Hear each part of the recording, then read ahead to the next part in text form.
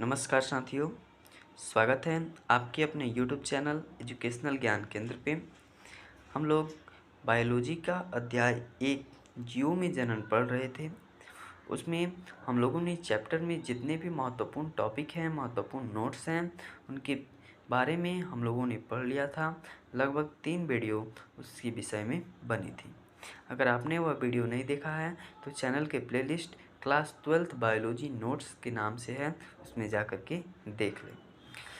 आज की इस वीडियो में हम लोग अभ्यास के प्रश्न का उत्तर देखेंगे। जैसे कि पहला क्वेश्चन है, जीवों के लिए जनन क्यों अनिवार्य है? इसका उत्तर आप लोग लिखेंगे, जनन एक ऐसा माध्यम है जिसके द्वारा लाभदायक विभिन्नताएं एक पीढ़ी से दूसरी पीढ़ी में स्थानांतरित होती हैं।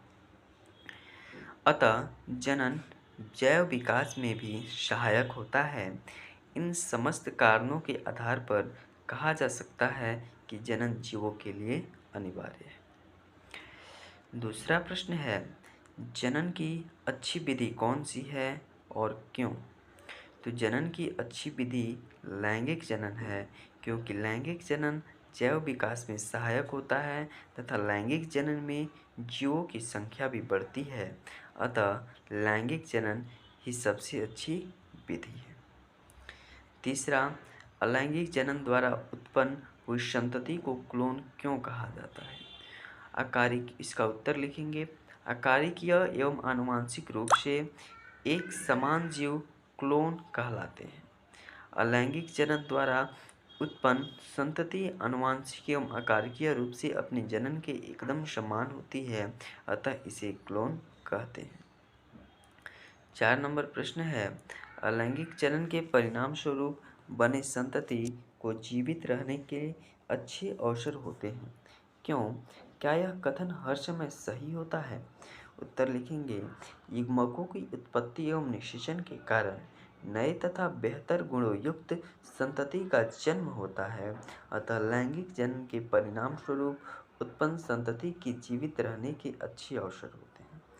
यह कथन सदैव सही नहीं होता है।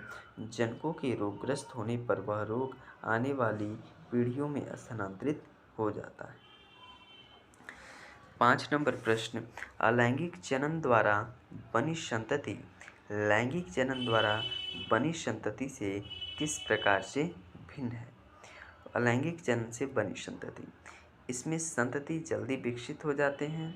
दूसरा, इसमें संतति तथा जनक के बीच अंतर नहीं होता।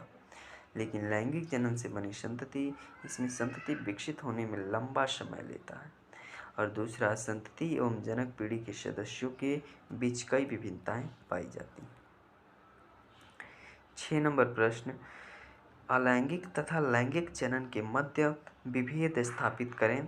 कायिक जनन को प्रारूपिक अलैंगिक जनन क्यों माना गया है? अलैंगिक जनन, इसमें एक ही जनक द्वारा संतान उत्पत्ति होती है। इसमें निषेचन की क्रिया नहीं होती है। इसमें नए जीव पूर्णतः जनक के समान गुण वाले होते हैं। इसमें समसूत्री विभाजन होता है।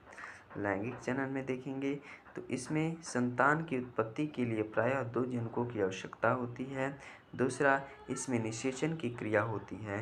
तीसरा, इसमें नए जीवों में दोनों जनकों के गुण पाए जाते हैं और इसमें अर्धसूत्री विभाजन होता है। और लैंगिक जनन एक ऐसी विधि है जिसमें पौधों के कायिक भाग से नए पौधों का निर्माण होता है। अतः इसमें एक ही जनक भाग लेता है तथा इसके द्वारा उत्पन्न संतति आनुवंशिक एवं आकारिकी में अपने जनक के समान होती है। इस प्रकार हम कह सकते हैं कि कायिक जनन वास्तव में प्रारूपिक अलैंगिक जनन है। 7 नंबर प्रश्न, कायिक प्रवर्धन से क्या समझते हैं? कोई 2 उपयुक्त उदाहरण दें।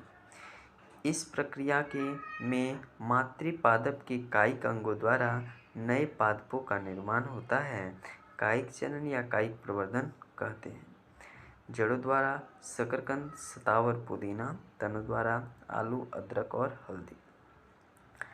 8 नंबर प्रश्न, व्याख्या करें। पहला, किशोर चरण किसे कहते हैं? ख नंबर है प्रजनक चरण किसे कहते हैं? और ग नंबर है जीर्णता चरण या जीर्णावस्था किसे कहते हैं? तो क नंबर किशोर चरण किसे कहते हैं। यह एक जीवधारी के जीवन चक्र में पूर्व प्रजनन काल होता है जो इसके जनन एवं लैंगिक परिपक्वता के बीच का चरण है। इस काल में जीव की तीव्रता की वृद्धि होती है। ख है प्रजनक चरण। यह जीवन चक्र का वह अवस्था है जिसमें जीव जनन की क्षमता तो विकसित कर लेता है। प्रजनक चरण के प्रारंभिक काल को यौनारंभ कहा जाता है। इसमें लैंगिक अंगों का विकास एवं उनमें परिपक्वता विकसित होता है। ग नंबर जीर्णता चरण या जीर्णा अवस्था। यह पश्च जनन काल होता है जिसमें जीव के शरीर के कायिक एवं संरचना का पतन होने लगता है। इस काल में शरीर के सभी देह अंगों के ऊतकों की कार्य क्षमता घट जाती है एवं रोग उत्पत्ति एवं अनियमितताओं का विकास होने लगता है जिसमें जीव का मृत्यु हो जाता है। आज के लिए बस इतना ही। इसके अगले वीडियो में प्रश्न नंबर 9 से हल जानेंगे। आपको यह वीडियो कैसा लगा कमेंट बॉक्स में ज़रूर बताएं। धन्यवाद।